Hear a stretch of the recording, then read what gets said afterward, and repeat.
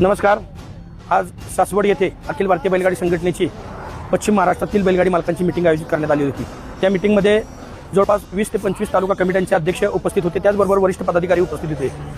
आता यात्रेच्या मैदानाचा हंगामा ह्या मे महिन्याच्या एंडला संपतो आणि त्यानंतर 1 जूनपासून पावसाळी हंगामातली मैदानं सुरू होतात. त्या अनुषंगाने मुंबईची जी बैल आहेत ते या ठिकाणी पश्चिम महाराष्ट्रात येतात आणि इथं बैलांची संख्याही भरपूर होऊन जाते. त्या अनुषंगानं अखिल भारतीय बैलगाडी संघटनेच्या वतीनं इथून पुढची होणारी मैदानं ही पश्चिम महाराष्ट्र मर्यादित घेण्यात आलेली आहेत.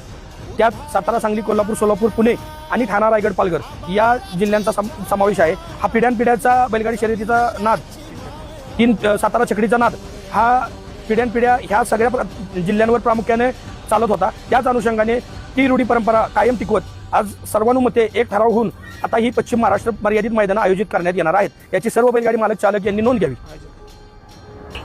त्याचबरोबर गाड्यांची संख्या जास्त असल्यामुळे एका बैल मालकाला एक चिठ्ठी नोंदवायचं प्राधान्य देण्यात आलेलं आहे. म्हणजे त्याचं जर माझा बैल बाबा जगताप यांच्या बैलासोबत पाळणार असेल तर पहिलवान राणाविलास देशमुख वाई कंसात माझ्या बैलाचं नाव सरपंच आणि सार्थक बाबाराजे जगताप सासवड त्यांच्या बैलाचं नाव नखऱ्या अशी एक चिठ्ठी नोंदवली जाईल. एक चिठ्ठी पहिलं त्यांचं नाव आणि नंतर माझं नाव आणि दोघांच्या बैलांचं नाव टाकून अशी दुसरी चिठ्ठी नोंदवली जाईल आणि प्रत्येकाला स्वतःच्या चिठ्ठी कळणं अनिवार्य राहील.